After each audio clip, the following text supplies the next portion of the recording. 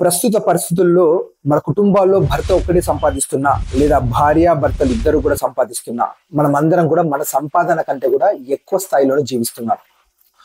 ఒక్కసారి గమనించండి, మీ దగ్గర ఉన్నటువంటి కార్ కానీ, ఇల్లు కానీ, మొబైల్ ఫోన్ కానీ, ఫర్నిచర్ కానీ, ఇవన్నీ మీరు సంపాదించినటువంటి డబ్బుతో పూర్తిగా చెల్లించి తెచ్చుకున్నవేనా, లేకపోతే లోన్ తీసుకొని ఈఎంఐలు చెల్లిస్తున్నారా? AC, fridge, washing machine, TV, laptop, furniture మొదలైన వాటి దగ్గర నుండి మనం ఉంటున్నటువంటి ఇల్లు, మనం వాడేటువంటి కారు, సెల్ ఫోన్ దాకా దాదాపు అన్ని కూడా లోన్స్ లో తీసుకుని వాడుతున్నాం. అఫ్ కోర్స్ వాటిని వాడుకునేటువంటి హక్కు మనకుంది, కానీ ఎప్పటి వరకు? ప్రతి నెల మనం ఈఎంఐ సక్రమంగా చెల్లించే వరకు మాత్రమే. ఒక 3 నెలలు ఈఎంఐ కట్టడం ఆపేసి చూడండి, ఏమవుతుంది?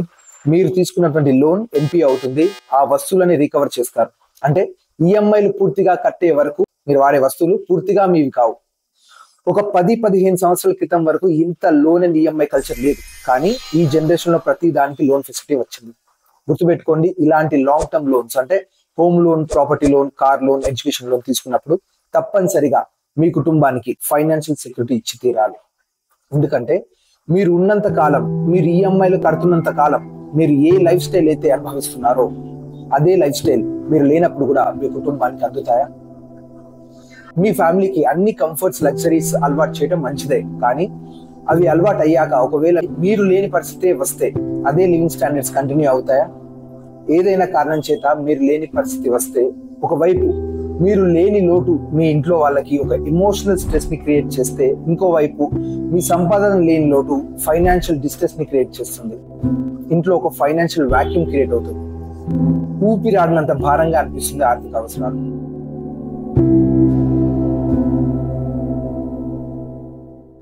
ఇలాంటి మూమెంట్స్ ఆర్ ఇన్సిడెంట్స్ మనకే వస్తే, మన లైఫ్ లో ఫేస్ చేయాల్సి వస్తే ఏం చేస్తాం?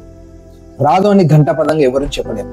ఒకవేళ వస్తే, అంటే మీరు లేనప్పుడు మీ కుటుంబాన్ని వాళ్ళ ఆర్థిక అవసరాలను తీర్చడానికి ఎవరు ముందుకు వస్తారు?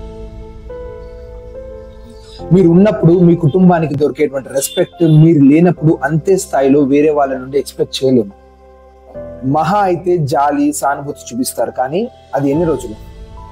వేరే వాళ్ళకి కూడా వాళ్ళ ఫైనాన్షియల్ కమిట్మెంట్స్ వారికి ఉంటాయి. మరి మీ కుటుంబ ఆర్థిక అవసరాలు ఎవరు తీర్చాలి? ఒకవేళ ఎవరైనా ఫైనాన్షియల్ గా సపోర్ట్ చేయడానికి ముందుకు వచ్చినా ఒక 1 month లేదా 1 year చేయగలరు. ఏదో ఒకసారి చిన్న మనస్పర్ధలు వచ్చినా ఆ సపోర్ట్ ఆగిపోతుంది.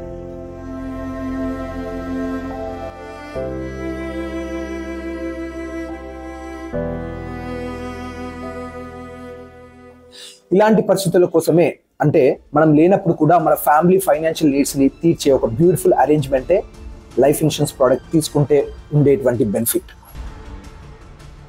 మనం ఎన్నో వాటి మీద అనవసరమైనటువంటి ఖర్చులు పెడుతుంటాం. సేమ్ టైం మన భవిష్యత్తు కోసం, మన పిల్లల భవిష్యత్తు కోసం సేవింగ్స్, ఇన్వెస్ట్మెంట్స్ లాంటి రెస్పాన్సిబుల్ పనులు కూడా చేస్తుంటాం. ఉదాహరణకు ఎఫ్డీస్ అని, ఆర్డీస్ అని, ఒకవేళ మీకు ఆడపిల్లలు కనుక ఉంటే సుకన్య సమృద్ధి యోజన లాంటి వాటిల్లో ఏరుకోరి పెడుతుంటాం. అలాగే బాండ్స్ లో, ఈక్విటీస్ లో, మ్యూచువల్ ఫండ్స్ లో లేదా సిస్టమేటిక్ ఇన్వెస్ట్మెంట్ ప్లాన్స్ లో గోల్డ్ మీద, రియల్ ఎస్టేట్ మీద ఇన్వెస్ట్మెంట్ చేస్తూ ఉంటాం. ఇవన్నీ చేసేది ఆ ఫ్యామిలీలో సంపాదించే వ్యక్తి యొక్క ఇన్కమ్ ని బేస్ చేసుకుని మాత్రమే. మరి అలాంటప్పుడు ఏదైనా పరిస్థితుల్లో ఆ వ్యక్తి చనిపోతే, ఆ వ్యక్తి ఉన్నప్పుడు ఇవన్నీ అలవాటు చేసి సడన్ గా అతను లేకుండా పోతే సేవింగ్స్ కానీ, ఇన్వెస్ట్మెంట్స్ కానీ అక్కడికక్కడే ఆగిపోతాయి. వాళ్ళు ప్రస్తుతం అనుభవిస్తున్నటువంటి సౌకర్యాలన్నీ కూడా అదే స్థాయిలో కొనసాగవు. వాళ్ళ లివింగ్ స్టాండర్డ్స్ పడిపోతాయి. మీ పిల్లల ఫ్యూచర్ కోసం మీరు కన్నటువంటి కళలు అన్ని కూడా కాంప్రమైజ్ అవ్వాల్సి వస్తుంది. పిల్లల కెరీర్కి అవసరమైనటువంటి special trainings, coachings, higher education కోసమో, లేదా వాళ్ళ కోసం ఒక బిజినెస్ ఎస్టాబ్లిష్ చేయాలి అన్నా, లేదా వాళ్ళకు ఒక మంచి సంబంధం తీసుకురావాలన్నా ఫైనాన్షియల్ బ్యాకప్ చాలా అవసరం. అదే వ్యక్తి ఒకవేళ ఒక లైఫ్ ఇన్సూరెన్స్ కానీ, టర్మ్ ఇన్సూరెన్స్ కానీ, యాక్సిడెంటల్ ఇన్సూరెన్స్ లాంటివి తీసుకుని ఉంటే అతను లేకపోయినా వాళ్ళ కుటుంబానికి ఫైనాన్షియల్ సెక్యూరిటీ అనేది ఉంటుంది. అండ్ అలవాటు చేసి ఏర్పరిచిన ఈ కంఫర్ట్స్, లగ్జరీస్ అన్ని కూడా కంటిన్యూ అవుతాయి. కనీసం వాళ్ళ లివింగ్ స్టాండర్డ్స్ అలాగే కంటిన్యూ అవుతాయి. అండ్ మీ పిల్లల భవిష్యత్తు కోసం మీరు కన్నటువంటి కళలు మీరు లేని పక్షంలో కూడా నెరవేర్చుకోగలుగుతారు. కాబట్టి మీరు మీ కుటుంబం కోసం, మీ పిల్లల భవిష్యత్తు కోసం చేసేటువంటి సేవింగ్స్, ఇన్వెస్ట్మెంట్స్ కన్నా కూడా ఎక్కువ ఇంపార్టెంట్ ఒక లైఫ్ ఇన్సూరెన్స్ తీసుకోవటం. ఇదే మీ కుటుంబాన్ని మీరు లేనప్పుడు కూడా ఆదుకుంటుంది. లైఫ్ ఇన్సూరెన్స్ చేయాలంటే చాలా మందికి మనసు ఒప్పదు. ఎందుకంటే లైఫ్ ఇన్సూరెన్స్ బెనిఫిట్ అనేది మీరు జీవించి లేనప్పుడు మీ పైన ఆధారపడి బ్రతికే వాళ్ళకి అందుతుంది. ఇది అందరికీ రుచించదు. నా సర్కిల్లోనే నాకు తెలిసినటువంటి కొంతమంది లైఫ్ ఇన్సూరెన్స్ తీసుకోవడాన్ని అవుట్ రైట్ గా రిజెక్ట్ చేస్తారు. హెల్త్ ఇన్సూరెన్స్ తీసుకోవడం వాళ్ళకి ఓకే, ఎందుకంటే వాళ్ళు బ్రతుకున్నప్పుడు అది వాళ్ళకి ఉపయోగపడేటువంటి ఒక బెనిఫిట్. కానీ లైఫ్ ఇన్సూరెన్స్ అంటే తను చనిపోయాక తన కుటుంబానికి ఆ ఫైనాన్షియల్ బెనిఫిట్ అందుతుంది. దానికోసం ఇప్పుడు తన సంపాదన నుండి కొంత డబ్బుని తీసి పక్కన పెట్టి మరి ప్రీమియం కట్టాలా అని అనుకునే వాళ్ళు కూడా ఉన్నారు చాలా మంది. నా దృష్టిలో అలాంటి వాళ్ళు ఎవరికి సంబంధం లేకుండా ఒక అనాథగా బ్రతకాలి. కుటుంబ జీవితంలో ఉన్నప్పుడు మీ పైన ఆధారపడి బ్రతికిన వాళ్ళకి మీరు లేనప్పుడు కూడా అదే స్థాయిలో బ్రతికి ఏర్పాటు చేయడం అది మీ బాధ్యత. ఒక స్థాయిలో బ్రతికి అలవాటు అయ్యాక ఏదో కారణం చేత జీవితం తలకిందులైతే వచ్చే ఇబ్బంది అంతా ఇంత కాదు. మీ పిల్లలకి ఆ పరిస్థితి తీసుకురాకండి. అది వాళ్ళ ఆశలని, వారి ఆశయాలని, వారికి వారి జీవితం పైన ఉండే ఆసక్తిని లేకుండా చేస్తుంది. మీ కుటుంబ బాధ్యత మీది అని అనుకుంటే ఎటువంటి ఆలస్యం చేయకుండా వెంటనే ఒక లైఫ్ ఇన్సూరెన్స్ అనేది ప్లాన్ చేయండి. వచ్చే నెల చేద్దాంలే లేదా వచ్చే సంవత్సరం చేద్దాంలే అని పోస్ట్పోన్ చేసి తీసుకునేటువంటి ప్రోడక్ట్ కాదు ఇన్సూరెన్స్ అంటే. రేపు అనేది మన చేతుల్లో లేదు. ఈ రోజు ఏమవుతుందో ఇంకా సెకండ్లో ఏమవుతుందో కూడా మనం ఎలా ఉంటామో కూడా 100% గ్యారంటీ ఎవరిని ఇవ్వలేము. ఇలాంటి ప్రతికూల పరిస్థితుల్లో కూడా మీ కుటుంబానికి ఒక ఫైనాన్షియల్ గ్యారంటీ ఇచ్చే ఒక అరేంజ్మెంటే ఇన్సూరెన్స్ అంటే. మన కుటుంబం ఏ స్థాయిలో బ్రతుకుతున్నా ఉన్న స్థాయిలో కన్నా ఎక్కువ స్థాయికి, పై స్థాయికి వెళ్ళడానికి మనం ప్రయత్నిస్తూ లేదా అదే స్థాయిని కనీసం శాశ్వతంగా అన్నా ఇవ్వగలగాలి. మీరు ఉన్నంత కాలం మీ కుటుంబానికి అన్ని సౌకర్యాలు ఇచ్చి మీరు లేనప్పుడు కాంప్రమైజ్ అవ్వాలి అంటే చాలా కష్టంగా ఉంటుంది.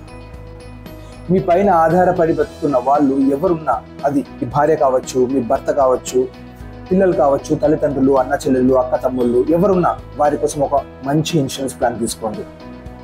మనకు ఇండియాలో 50+ ఇన్సూరెన్స్ కంపెనీస్ ఉన్నాయి. ఒక్కొక్క కంపెనీలో 50+ ప్రొడక్ట్స్ ఉన్నాయి. అందులో మీ ప్రొఫైల్కి సెట్ అయ్యే ప్లాన్స్ చాలానే ఉంటాయి. గట్టిగా ఒక్కరోజు కూర్చుంటే మీకు కావాల్సినటువంటి ప్రోడక్ట్ని షార్ట్ లిస్ట్ చేయొచ్చు. మీకు ప్రోడక్ట్ షార్ట్ లిస్ట్ చేయడానికి, ప్రాపర్గా పాలసీని లాగిన్ చేయడానికి మరియు క్లెయిమ్స్ టైంలో జెన్యూన్ సపోర్ట్ కావాలి అని అంటే నన్ను కాంటాక్ట్ చేయండి. లేదా మార్కెట్లో మీకు ఇంకెవరైనా అడ్వైజర్స్ తెలుసున్నా వాళ్ళని అయినా సరే కాంటాక్ట్ అవ్వండి. పాలసీ బజార్, ఇన్సూరెన్స్ డేకో, ఎకో లాంటి ఆన్లైన్ అగ్రిగేటర్స్ దగ్గర మాత్రం అస్సలు తీసుకోకండి. అక్కడ తీసుకుంటే ఉండేటువంటి రిస్క్స్ ఏంటి అనేది వేరే వీడియోలో మీకు చెప్తాను. ఆలస్యం చేయకుండా వెంటనే ఒక మంచి ఇన్సూరెన్స్ పాలసీ తీసుకోండి. రేపు అనేది మన చేతిలో లేదు. అలాంటప్పుడు ఈ రోజే, ఇప్పుడే యాక్ట్ చేయండి. మీరు లేని రోజున మీ కుటుంబం మీతో ఉన్నట్టే భద్రంగా ఉండాలి అని అంటే ఇదే మీ నిజమైన బాధ్యత. జీవిత బీమా మీకు ఆ భరోసానిస్తుంది. జై హింద్.